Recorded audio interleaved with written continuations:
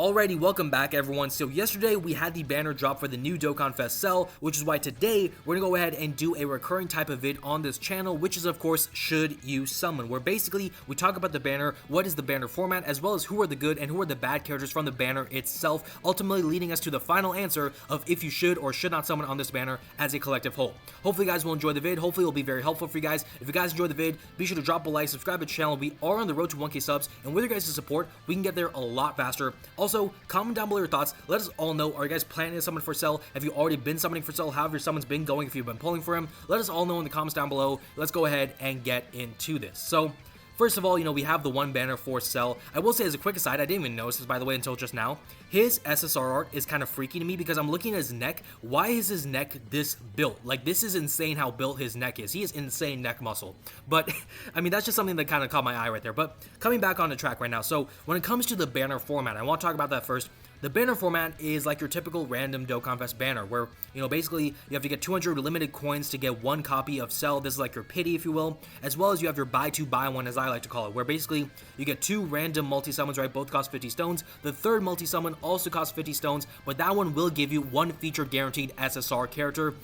We don't know who that character will be. It's kind of like random, but still, it's going to be one featured SSR from the banner specifically. So, typical kind of setup right there. That's why I like to call it buy two, buy one. You get 7 rounds of that. Afterwards, it just becomes random multi-summons once again throughout the rest of the banner. So that's just kind of a way for you guys to get more coins, to get more opportunities to pull for Cell and the new characters. So it can be kind of helpful in that respect. I think this is a great format. They've been doing this since the end of Worldwide Celebration last year, and it's been really good to make these random Dokkan Fest characters feel a lot more valuable in terms of pulling on their banners. So I really do appreciate that. But, typical kind of banner format. Now the question is, though, who is going to be the featured SSR, right? Who are the featured SSRs? You probably already know who they are, but to show you guys who they are, of course, we have them down here. So 10 featured SSRs, typical to what you see for a random Dokkan Fest banner. We have the new Dokkan Fest Cell.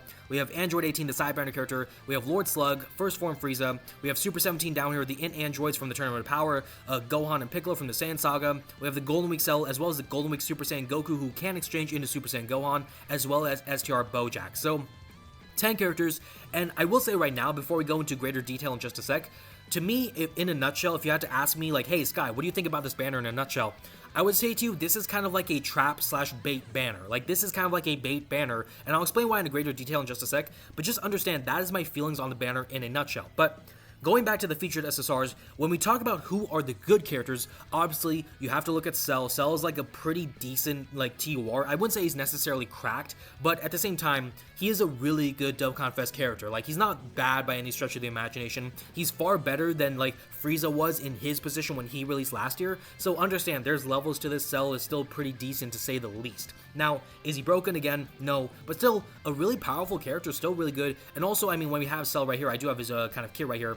He has some nice things to offer. Of course, leading tournament participants is cool. Worldwide Chaos is really nice to see a lead for that, of course. He's got some nice things to offer. A revive in his kit as well. He has a really powerful active where it's 35% to his stats for the rest of the fight, so he's got some good stuff there. Also, on some nice set of categories, things like Sworn Enemies, Cell Saga, of course, Time Travelers, Androids, Worldwide Chaos, Target Goku, powerful comeback, so all sorts of good stuff right there. So in that sort of respect, Cell's pretty good. When we look at the side banner 18, I will say you probably could say that she's pretty good, but I wouldn't say she's exceptional in that respect. She's got some nice things to offer, insane support in my opinion, so I do appreciate that. Orb changing, you love to see that. Also, in slot 2 or slot 3 specifically, she's basically a dodge or die type of character, and she's not really meant to work in slot 1. So it's nice that she's built to be floated off, because that makes it better for you to use her.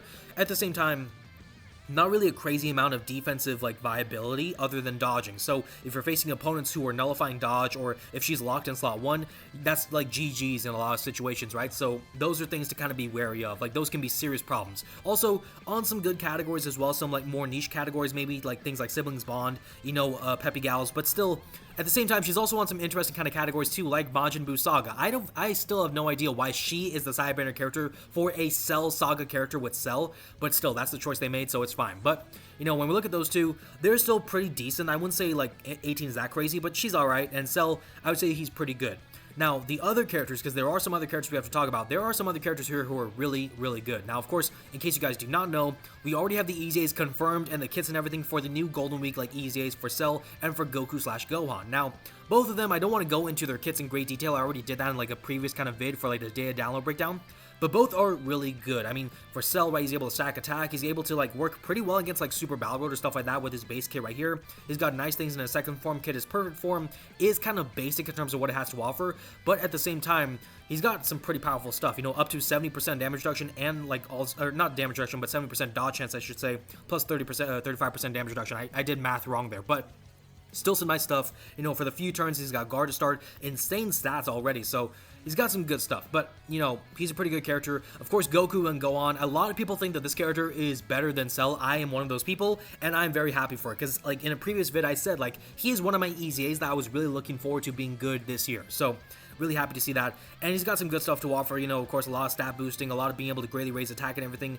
Gohan has a lot of defensive power, of course, with his stats and everything, the guard, the damage reduction, all sorts of stuff right there, so great stuff with them. But they're going to be very powerful characters. Understand that if you already have them, that is a massive W. If you don't have them, or if you're trying to pull for them, that can be an option, but I would say that if you're trying to specifically pull for these two characters, this may not be the banner to do so, but they are still good characters nonetheless. Besides them, there are two other characters who I think are pretty good. Of course, Bojack and Lord Slug. Now, I'll start talking about Bojack first. So Bojack, the thing about Bojack is he is leading a few categories that are kind of niche, or he's meant to work in categories that are kind of niche in a general kind of sense, right, where you want to run him with Space Traveling Warriors or Inhuman Deeds. That will give him a lot of buffs. Of course, if you have 5 or more Space Traveling Warriors or Inhuman Deeds category allies on the team, he's got built-in guard, which seems kind of minor, but that is actually very helpful for him. So in general, really nice kind of setup right there. But the best thing about Bojack is when you transform him, because when you transform him into his full power, he no longer needs certain types of teammates, right? He's able to stack attack. Also, he's just basically an orb kind of focused kind of character where he's also doing his own orb changing. So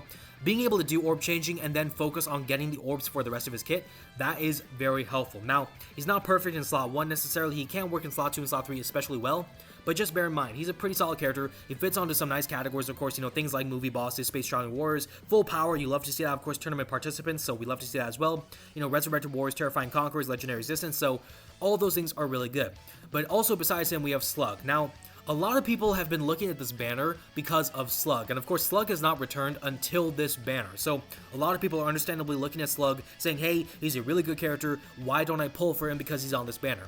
That is a fair assessment. However, I will say right now, that should not be the reason why you summon on this banner. But don't get me wrong, Slug is very powerful. I pulled Slug when I had him, like when he first released back in October last year. He's been a very fun character, obviously leading a few really good categories like movie bosses, Inhuman Deeds, but also demonic power. And in case you guys don't know, demonic power is incredibly powerful because you have Glorio, you take a double Glorio lead, for example, you still bring Slug in. That's a lot of support for Slug, as well as bringing in characters like the 10th anniversary Gohan, the 9th anniversary Beast Gohan, all these other characters. So all in all, just a very strong category that Slug leads, which is an awesome thing right there. Also, I mean, when we talk about Slug, you know, he's got some nice things in his kit, right? You know, when there's 3 or more demonic power allies on the team, then he's able to get his domain and everything for a few turns, which is nice. He's got 33% damage reduction on top of his 33% right there, so 66% damage reduction. He's got nice stats to offer. He's boosting himself for every attack he performs in general, up to 4 attacks. After receiving 5 or more attacks, he has a built-in scouter every time he shows up. So that is deceptively strong, because of course, a scouter means you can see the supers, you can plan around it, so that can make him a very helpful character in general. He's got HP recovery, he's got a bunch of nice stuff to offer, as well as an active that can do some good damage. So,